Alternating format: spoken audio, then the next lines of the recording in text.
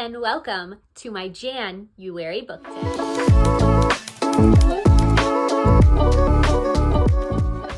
This tag was created by Jan. I will link her original video below. And in honor of Jan, of course, I had to do some vampy makeup, and I even have my bat earrings on. Sure, you guys already know what it is. It's just wrapping up our 2023 reading year and talking about our goals for 2024. Let's get into it. Question number 1 is, what was your first and last book of last year? My first book of 2023 ended up being Kingdom of Ash by Sarah J. Maas. In 2024, I had a goal to finish all of the Throne of Glass series, and I made it this close. I ended up not finishing this chonky boy, so I did carry it into 2023, and it ended up being my first read of the year. Unfortunately for me, it was a 3-star book. I just kind of got sick of the series as they went on. I really loved the first books, but then by the end, I was just ready for it to be over. So it didn't set me up for the best reading year. I always want to have a 5-star read as my first read of the year. It at least let me finish a series that I had been working on and gave me this sense of accomplishment going into the new year and having completed a big book already. Second half of that question is, what was your last read of 2023? And for that, it was Alone with You in the Ether by Jan-uary Blake. I did end 2023 on a 5-star read. I love this one so much. It is exactly my kind of like early adult college age characters finding themselves, falling in love, being way too dramatic. I really love the mental health representation in the book, and in the author note at the end, Jan-uary Blake actually talks about her own struggles with mental health and how she really related to the main character in this. And of course, the bees on the cover, one of my favorite creatures, and our main male character is very obsessed with bees, so it was really cool to read all of his fun bee facts throughout the story. Question number 2 is, what is your first read of this year? And for that, it's There by Tommy Orange. I ended up picking this book up for the Buzzword Readathon because the January challenge is to read a book with there, or there in the title. I was looking through my physical TBR shelves trying to pick a book with there in the title. I was so surprised that this was the only one I owned. Like, I am excited to read it, and I'm very happy that this ended up being my first read, but I just expected there to be more than one choice. I usually do have a few choices. But overall, this was the perfect read to start out 2024. It ended up being 5 stars. Question 3 is to share 3 reading goals for this year. My first goal is going to be to read new releases closer to the release date. I absolutely hate when I'm looking at my TBR shelf and I see a book that I pre-ordered or paid full price on release day for, and it's a year later and oh, it's on sale now and I could have just waited. I really want to prioritize new releases, books I get from Book of the Month, and I'm going to give myself a 3-month window. So if it comes out in January, I want to read it by the end of March. I think this gives me enough time that I have no excuses, and I'm prioritizing the books that I'm excited for this year. Goal number 2 that goes along with the first goal is to stop buying so many books. I really want to prioritize the library this year, and I have in the past, but what I do is I'll buy the book physically but end up listening to the audiobook from the library, and while audiobooks are reading, I just could be saving money because sometimes I don't end up liking the book, and then I have this book that I gave 2 or 3 stars sitting on my shelf, and I'd really rather curate my shelves to be my favorite books, to really represent who I am as a reader and have the books I really enjoyed on it instead of just books I bought because I wanted to spend money that day. Goal number 3 is to read more genres out of my comfort zone, and 2 I've chosen specifically are dark romance and extreme horror. I am a horror girly. I love horror so much, but I don't read a lot of extreme horror.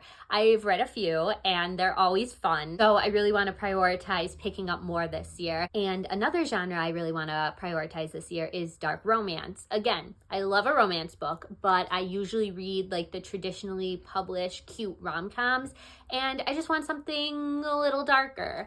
I actually just bought a Kindle, so Kindle Unlimited will help me to fulfill both of those goals. If I don't end up liking them, then at least I know, and it was a fun experiment to just try something a little different.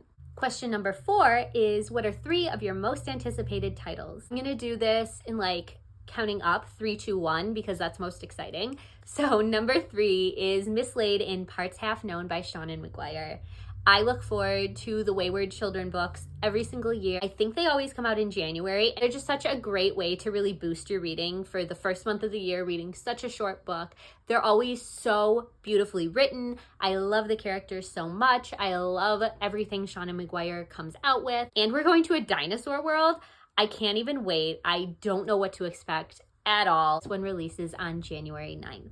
Number 2 of my most anticipated releases is going to be Middle of the Night by Riley Sager. I'm a Riley Sager stan. I have loved all of his books besides The Last Time I Lied. I didn't like that one. But all of his newer books I love. Obsessed. They're such a good time. They're such fun thrillers. I think he was one of the first authors that got me into thrillers, so he just has like a special place in my heart. And this one is releasing in the summertime, as his books always do. I think it's July, but I will look up the date for sure if there is one, and I'll let you know. And my number 1 most anticipated book of 2024 is The Familiar by Leigh Bardugo. He has really become like my favorite author. The Ninth House series, Six of Crows, these are all of my top tier, I would save them in a fire books. This one is going to be a dark adult historical novel set in the Spanish Golden Age. Honestly, read Leigh Bardugo's grocery list if she published it. Like at this point, just take my money, Leigh. I will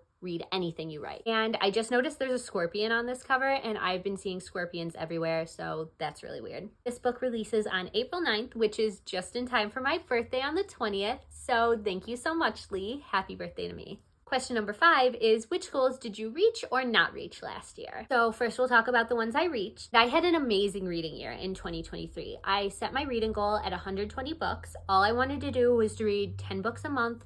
Thought that would be a little challenging for me with starting a new job and not really being sure of my schedule. I ended up reading 221 books. Like what? I honestly wish I had planned ahead and doubled it and read 240 because that would have been really fun. But I guess 221 is okay. So again, I did put my goal this year at 120, just sticking with 10 books a month as my minimum. Trying not to stress myself out too much because I really don't care how many books I read. I just want to be enjoying and reading, and the number doesn't matter as long as we're reading something. Another goal that I reached in 2023 was participating in the Buzzword Reading Challenge. This was my first year doing it, and I was able to tick off every single month I read a book that fit the challenge. It was so much fun, and of course, I will be participating again this year. 2 other goals of mine from last year that I was able to complete was to read a classic and a nonfiction book every single month of the year. So I did end up reading 12 classics and 12 nonfictions, and it was a good time. I really like to change up what I'm reading every month. While fiction is my favorite genre of book, it's nice to have a little break and to have a nonfiction audiobook to listen to and a classic that I haven't read yet. Now on to the goals that I didn't reach last year. Number 1, I wanted to do the ABC challenge and read a book title for every single letter of the alphabet. I got so close. I actually forgot that the first Zodiac Academy book was on my TBR for December, and I just completely didn't read it. That was going to be my book for the letter Z. So I almost reached it. I got 25 of the 26 letters. 26 letters, right? Hell yeah. Well, I do plan to still read Zodiac Academy at some point this year, but I'm not rushing to it, and I'm not going to do the ABC challenge again. It's fun, but I really didn't feel like bringing it into this year. My next goal that I didn't end up meeting was my 23 books in 2023. Zodiac Academy, again, that was the only one I missed. I read 22 of the 23 books and somehow forgot Zodiac Academy. So maybe I should hold a grudge and not read this book because it basically ruined my life. And my last goal that I didn't reach, so I'm not going to bring it into 2024, is I wanted to do seasonal TBRs in my reading journal, and I had this cute page set up, split into 4 sections every season of the year.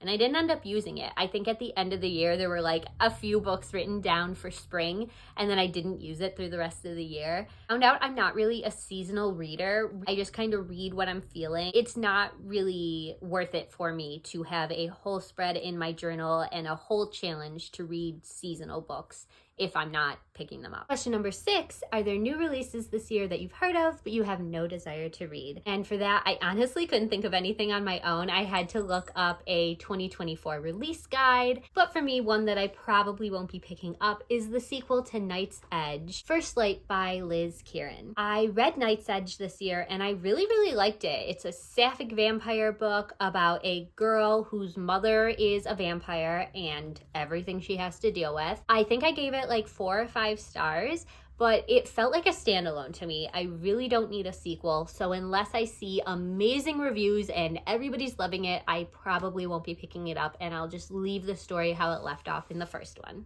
Question number 7, what are some reading habits you want to change this year? We already talked about the top priority in the goals question, but I really want to stop buying books, really use my library more. I do already use the Libby app every single day of my life, but I really want to go to the library and start checking out physical books. Number 2 for me is to really set up like a designated reading routine, reading time. I don't read physically as much as I would like to. I usually save it until I'm already in bed and then I read a page and fall asleep, or sometimes I'm even too tired to read physically at all. So I'm still trying to figure out what I want to do, but maybe just setting a bedtime every night where it gives me a full hour to read, or maybe a set time every day after work where I just sit down for an hour and read physically. The habit I'd like to work on is to stop rushing through books just to finish them. One thing I've noticed with audiobooks and why I would like to read physically more is the audiobooks, I just turn them up to 3 times speed when I'm ready for them to be over. I rush through it, I'm barely listening, and it's all just to mark another book as read, and I don't want to do that anymore. A big problem I have is I don't remember anything after I've finished reading it, and I think part of that is listening to the audiobook way too fast. I'm not comprehending what I'm listening to. I'm not paying attention. So I think physically reading or even just slowing down my audiobooks is going to help me retain information more instead of just rushing through to mark another book as read. Question number 8, are there any adaptations you're excited for this year? To be honest, I don't watch TV or movies very often at all. That is another thing I want to work on this year, is to actually make time to do that. Because I didn't watch any popular adaptations in 2023, I have no idea what's coming out in 2024. So I'm just going to talk about the ones that I missed last year. I think they came out pretty recently, so I'm going to count it. First up, I'd like to watch the movie adaptation of All the Light We Cannot See by Anthony Doerr. I know this one came out late 2023, and I really enjoyed the book back when I read it, so I'd like to give the movie a shot. Next up, I cannot believe I haven't seen this yet. I honestly need to stop filming and go watch it right now. I have heard nothing but good things about it. Literally 4 people, that's a 3. Literally 4 people have told me that I need to watch this. I have a dog named after Edgar Allan Poe. The Fall of the House of Usher. This is an adaptation by Mike Flanagan, who also did The Haunting of Hill House and Bly Manor. I'm a huge Edgar Allan Poe fan. I read The Fall of the House of Usher last year. I know the adaptation weaves in a bunch of Poe's stories, so I am so excited to finally get to it. The third adaptation I need to see that came out in 2023 is The Color Purple. This is another book that I just read last year, and I really liked it. I gave it either a 4.5 or 5 star, and I've heard amazing things about this new movie. Question number 9 is, what is your favorite bookish memory of last year? And for me, that would have to be all of the readathons I participated in. I really love finding a community of people that are all reading the same types of books to complete challenges and daily posts and talking about books. Another amazing memory I have of last year is joining Jan's Patreon, The Lair. I have met so many great friends and so many new people to talk about books with.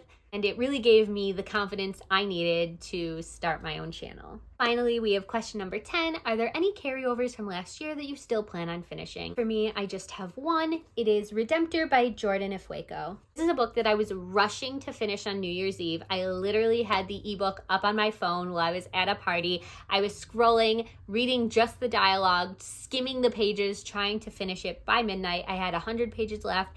And I realized, what am I doing? I'm really liking this book. I want to pay attention to it and give it the time it deserves. So I put my phone down and I decided to bring it into 2024. This is the second book in the Raybearer duology. I'm really looking forward to finishing this year and to be able to mark off a completed series in January. That is it for my Jan-uary book tag. My first ever book tag I've ever filmed. Thank you so much for watching. I hope you read something good today, and I'll see you in the next one. Bye!